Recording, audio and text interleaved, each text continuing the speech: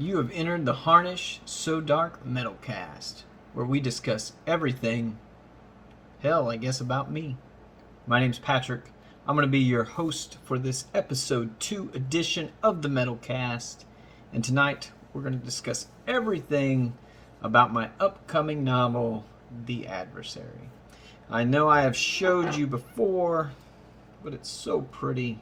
I've just got to show it to you one more time. This is the cover of my book, the back jacket. Oh, looks awesome. It is a horror/western. There are elements of true crime, elements of science fiction, but at its heart, it is horror and it is western. So we'll go into that. I guess first, I'm just going to tell you a little bit about me and why I wrote this book. So if you know me, obviously you know I'm very into music and creating music, and I have a passion for music. But the book thing maybe seems kind of out of the blue. And that's because I don't talk about writing much. I haven't explored it much until this past couple years. But if you go way back, like some of my first memories were being obsessed with Stephen King. Even at my grandma and grandpa's house, like they had bookshelves filled with all these Louis L'Amour books. Is it Louis or Louis? Don't light me up in the comments if I've got it wrong, but I think it's Louis L'Amour, right? These westerns. Just tons of them. But tucked away in between them was this one dusty paperback copy of Christine. And like the menacing car on the front of it, and it just looked amazing. Amazing. And then, actually starting to watch Stephen King movies. I can remember being terrified from The Shining, Cujo, and then watching Christine. As I got a little bit older, like discovered Creepshow and even like Maximum Overdrive, which is kind of silly watching now, but I was absolutely in love with it. You can pretty much bet, like if it was Stephen King, you could bank on it that I loved it. And then my mother, being the wonderful mother that she is, she signed me up for the Stephen King fan club. Or not fan club, the Stephen King library club. So every month I would get a new Stephen King book in the mail.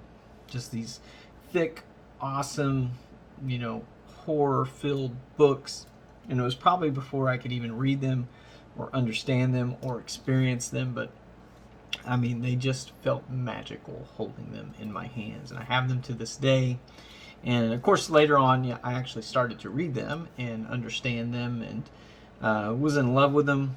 And then kind of branched out, Stephen King connected authors like Peter Straub, and became obsessed with vampires, and Interview with the Vampire, and Anne Rice, and Hellraiser, and Clive Barker, and then started reading true crime novels and serial killer books, where you start kind of understand the psychology of serial killers and read the grisly details of their crimes, and became fascinated with all that. Later in life, I've explored a lot, as I've told you before. I've done a lot of driving for work, so listened to a lot of audiobooks, and I think I've exhausted every Stephen King story that out there is, of course, and actually started exploring Dean Koontz later in life, which I never really gave him much of a chance before, not really for any reason, but really enjoying Dean Koontz so far. So that's kind of my, I don't know what you'd say, inspirations growing up. And influences is the words I'm looking for. But in middle school and high school, I would write stories, and I think I fantasized that I would be a writer of some sort or an author, and then somewhere along the way that just shifted to music. And I can't really tell you why or pinpoint it, but I think if you hold like a copy of Stephen King's It in your hands, and it's like this freaking big, and you think about all the detail and description, and even just having a story that's that complete with that many parts, it's really daunting, at least it is to me in my mind, to think about putting that on paper. And that's kind of the magic of a song in a way, is that you can have this little 3 to 5 minute piece of magic that still tells a whole story, and it's filled with emotion, and so maybe that's kind of where I gravitated towards that. I don't really know. But I can still remember it was college time, like 2001, 2002, and I remember writing the first parts of The Adversary. The first chapter in the book now is called Last Night It Was a Reaper, and I think it was called something along those lines back then. I don't still have it. But I think the first, couple chapters of what the book is today, I think were kind of summarized in whatever I wrote back then. And oddly, at least oddly to me, my main character back then, his name was John. He's John Robinson in the book today. But I had heard something about somebody having a brain tumor, and they were getting phantom smells of oranges, and it was kind of a clue that they had that going on. Well, in 2020, unfortunately, my father did get brain cancer, a glioblastoma, which is a horrific word on its own just to hear. But he was afflicted with that, and he did pass away from it. So while this character back then wasn't based on my dad, I was able to revisit that, obviously, as I started writing the book and draw a lot of inspiration from my father. Excuse me. And my wife's father had also passed away a couple years before mine. So my character, John Robinson, in this book, he became kind of this amalgamation of those two men and some of their greatest characteristics and some of their flaws. For instance, my dad he was a good businessman and very ambitious. He's also very just hardworking and honorable and tough and salt of the earth, and the same about my wife's father. So just was able to draw a lot of inspiration from that, and like I said, include some of their flaws too. If you knew my father at all, and he wouldn't be ashamed to tell you, he liked to have a drink. So John Robinson in my book, he likes to have a drink too, a little bit too much. So I don't know. I guess he's a tribute to them in some way. But when I went, I'm just trying to think of the timeline of things, and I think at some point when my father became afflicted with that, it maybe sparked the memory of this story in my mind. It wasn't gone, it was just displaced. And I think, hearing that diagnosis of a brain tumor and a glioblastoma, I think that maybe just rekindled the thoughts of that story. And then in the funeral for my father, my uncle shared these really awesome memories of him and my dad as children. One about them exploring a cave, one about my dad collecting these pennies and how much it annoyed him.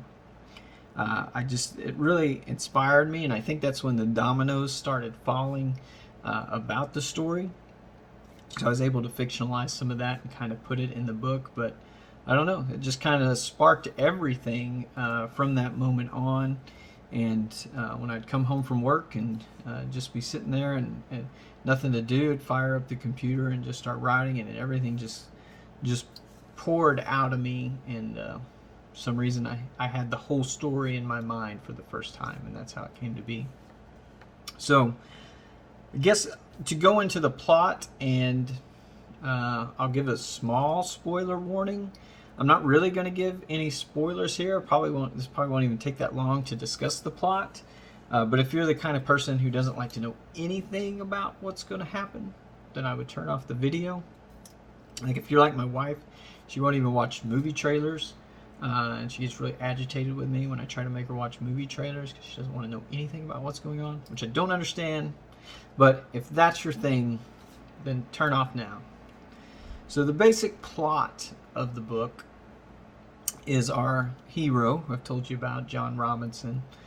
He's got everything going for him. It's the 1800s. It's kind of an alternate reality version of the 1800s in the Wild West. And he owns a bank. He's becoming one of the wealthiest men in Kansas. He's got a little bit of a drinking problem, but he's mostly got it under control. Everything's going great. That is until one fateful night when he returns home and finds that his whole family has been brutally murdered. And he actually faces the killer on that night, but he's only left with like this distorted memory of who or what it was that he faced. And he revisits it in nightmares almost nightly. But in every nightmare, as he goes through that night, he sees this killer as something different. A lot of times he sees it as monsters, things he heard about as a child or saw in comic books, but there's this sense that he can never see it for what it truly is. At that point, he pretty much liquidates his life. He gives up everything he was doing in business, and he feels drawn to this thing, this person, monster, whatever it is. He feels connected to it. So he just takes off on the road, on a quest, on a journey for vengeance or justice, or however you want to view it. But the years go by, they stack up, and he can never quite catch this monster. And he becomes afflicted with a brain tumor, and he's dying, and he knows his time is short. He really doesn't understand, of course, exactly what a brain tumor is, being in the 1800s, but he starts seeing these visions of his little brother, who kind of clues him in to tell him what's going on with his body, and that time is short. Whether that's a ghost or hallucination, I'll let you make the interpretation on that as the reader. But it really lets him know that the clock is ticking, and it's kind of a now or never type situation if he's going to do anything about this killer. But ultimately, he can't do it alone. And another key part of the book, I would say probably equally the main character of the story, is a bounty hunter known only as the Vaquero, who's had his own journey chasing a serial killer in the Wild West named Wesley Nelson. And he does catch up to Wesley Nelson, but kind of the event that takes place catching him leaves him scarred in a way after that moment. And that the Vaquero's path and John Robinson's path kind of seem parallel and destined to intertwine with each other, and hopefully unravel the mystery of the adversary and what has to be done to stop it. So, in a nutshell, that's really the basic premise of the book. Definitely some paranormal stuff in there. In some of the reviews, I've read that it feels kind of like a gritty Western for most of the book, but then you get them splashes of the supernatural. So, I hope it all balances well.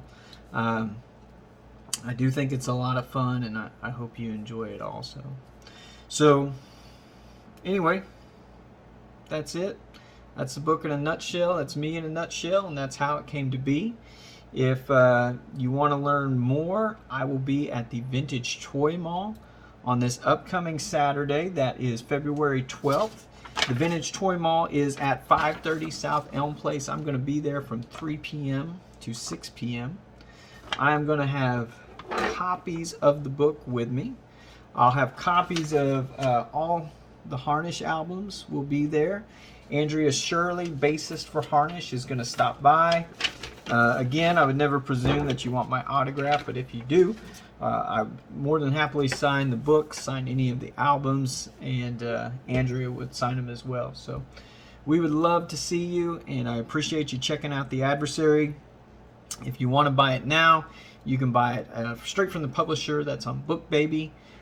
You can also buy it from Amazon, from Target, from Books A Million, from Barnes & Noble. Pretty much any major book distributor you can get online. Search for The Adversary. Search for me, Patrick Harnish, and you can pick up your copy. So, until episode 3, just remember, Harnish is often beautiful and always dark.